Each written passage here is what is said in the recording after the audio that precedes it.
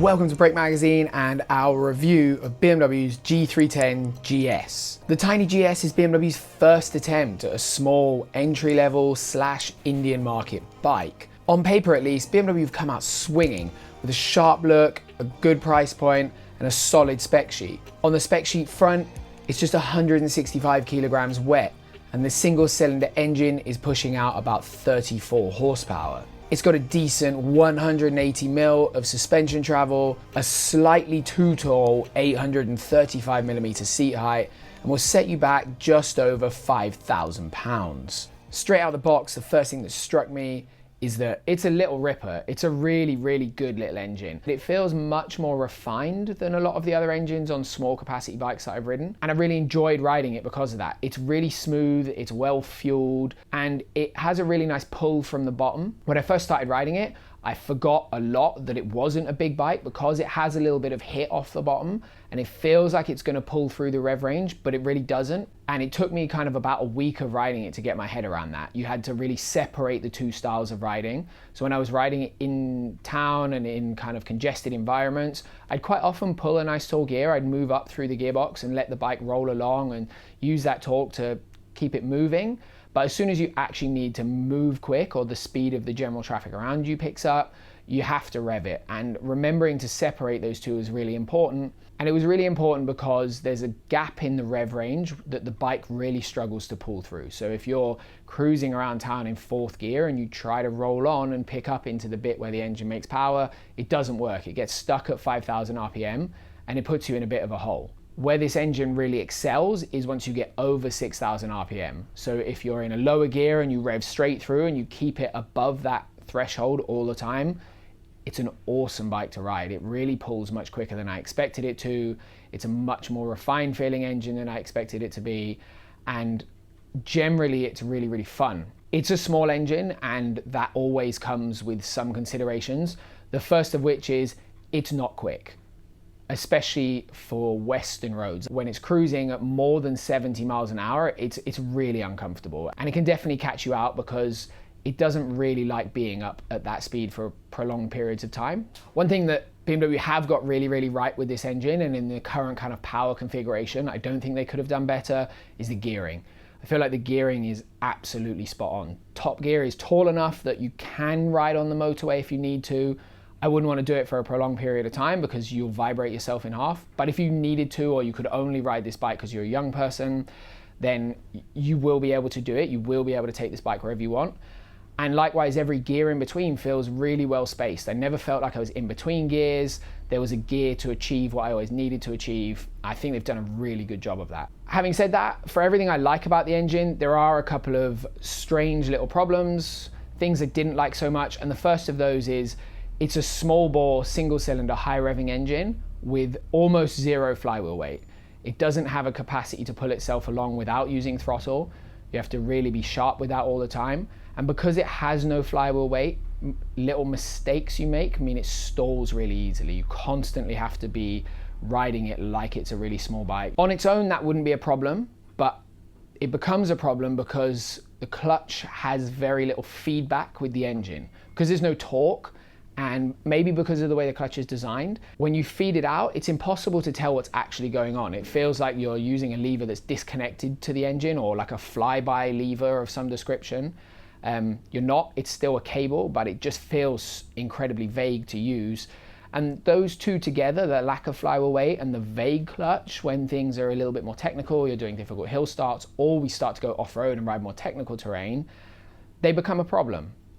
It's not an unrideable problem, but you could definitely have a little bit more feedback there. It could definitely be a little bit better than it is.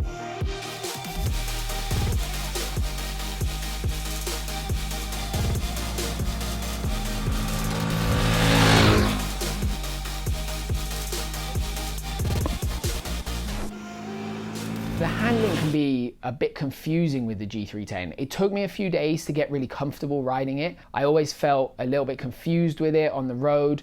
I'm a heavier guy compared to most people, and that definitely shines through the suspension. The suspension is soft and quite undersprung for someone of my weight. I'm probably 20 kilos heavier than the average person that's going to ride a G310. On the whole, the handling was a little bit confusing because it's so light. It's easily one of the lightest adventure bikes on the market. It weighs about 165 kilos wet, which means compared to something like a Royal Enfield Himalayan, which is like 185 plus fuel, where we're really talking a different league, and that carries over into the handling massively. It's very light feeling to ride, it's very flickable, and almost in the same way that dirt bikes can be too flickable on the road and they feel a bit twitchy and nervous, the G310 has that a little bit. For me, it changes direction very quickly, which makes it easy to ride. But I think as you try to progress into becoming just a generally better street rider and carry nice smooth lines through corners, it didn't feel so comfortable. It didn't feel so comfortable rolling into roundabouts or rolling into twisty roads in the mountains. It feels more like I'm on a tiny bike and riding it really quickly all the time. That said, the maneuverability of it is really good. The turning circle is incredible. The kind of dominance you have over it because it's a small bike is really nice as well. It's nice to be in charge of a bike rather than trying to be gentle with it and finesse it about. But it's definitely a little bit of an odd handler.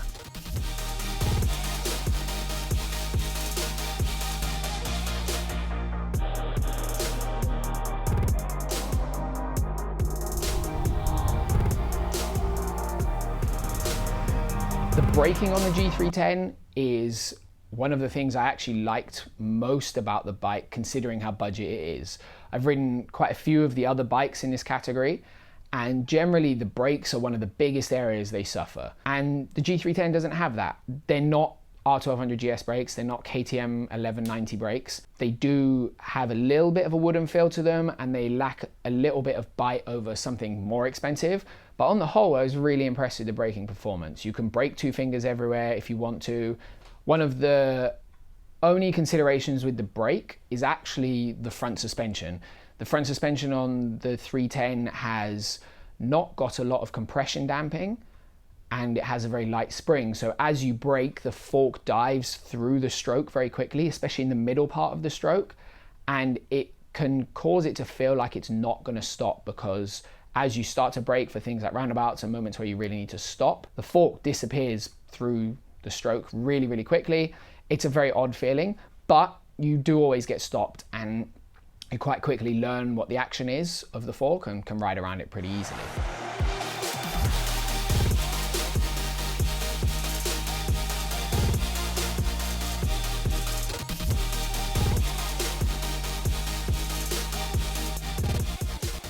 The last talking point with the road performance of the bike is the suspension. The biggest problem for me with the current setup is not really the spring rate. I'm okay with the spring rates being soft, but really there is a distinct lack of control over the damping in both directions. So on compression, when you brake and when you hit bumps, it disappears through the stroke unbelievably quickly, and it comes back in the other direction unbelievably quickly. I never really found myself wanting to ride this bike particularly hard, so it doesn't really matter, and generally the ride is really comfortable because it's so soft.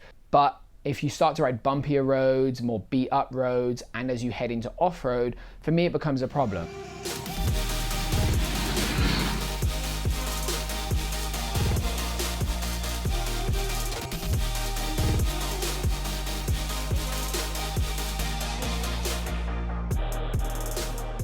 Once we transition into riding off-road, if you spend any time stood up on this bike, it's incredibly easy to bottom the fork out. You can do it in a car park under brakes, and that totally translates into the riding. It crashes through the stroke a lot, it hits metal to metal on small bumps, and you have to really ride around it. Now, if you change your riding style a little bit and you get rid of the Western way of riding bikes, where we stand up a lot and we ride with kind of dirt bike style technique, if you go to an Asian riding style where you sit down everywhere and you kind of just exist on the bike and you bimble through everything, you end up riding at probably the same speed you would stood up, because you can't ride any faster stood up because the suspension won't let you, but it doesn't crash through the stroke as much. It doesn't bottom out as much because you're not overloading the fork. So if you ride it like that and you kind of just exist on it and you accept that it's a bike that's capable of doing dirt roads, good condition dirt roads, or riding slowly on bad condition dirt roads, you're not going to have a problem. And the rest of the bike works really nicely for that level of riding. Its kind of nimble attitude that was almost too nimble on the street is lovely off-road. It's really easy to move the bike around. It's really easy to put it kind of where you want it to go, whereas some bikes start to feel a bit too street orientated and a little bit too sluggish. The G310 doesn't have that at all.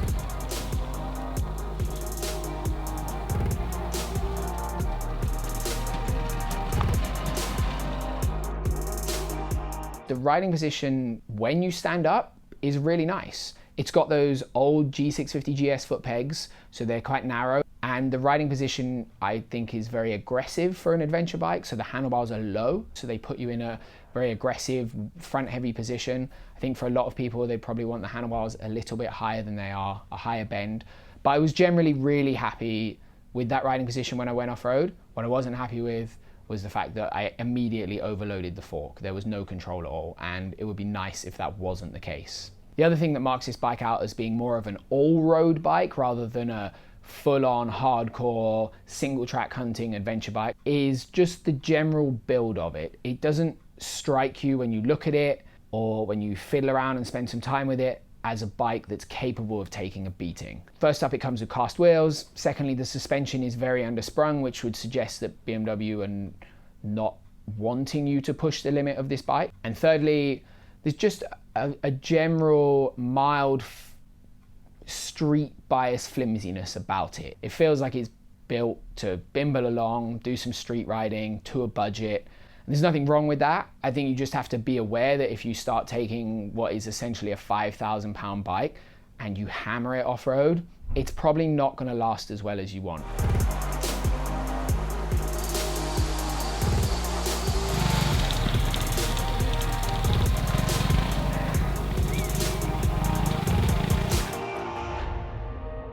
There's a few little extras that are, for me, a bit strange about the G310. The first up is the seat height. It's unnecessarily high. It's higher than a 1200 GS seat in the low position. It's higher than the 750 GS, and I'm not really sure why. The fuel economy of the bike is really, really good. However, we're working at about 73 to 74 miles a gallon, riding at normal road speeds, 60 miles an hour or 70 miles an hour on the motorway. I kind of have a really big mix in the riding we do with some off-road and some on-road and some highway stuff and so on. And I'm really impressed with it. Even though this bike is built by TVS in India, and there's been a lot of conversation around the fact that it is an Indian-built bike and how that might remove some of BMW's quality control, the G310 still feels like a bike that was designed in Germany. There's lots of nice touches, generally the quality, while not being the same as a 15,000 pound R1200 GS, is really good. I really like the switches, and the dash is really nice. The controls feel really good. The throttle and the brake and the clutch are all really nice touches. And there's a lot of parts that carry over from some of the bigger bikes. And for me in the person, it looks really good. It looks like the bigger models.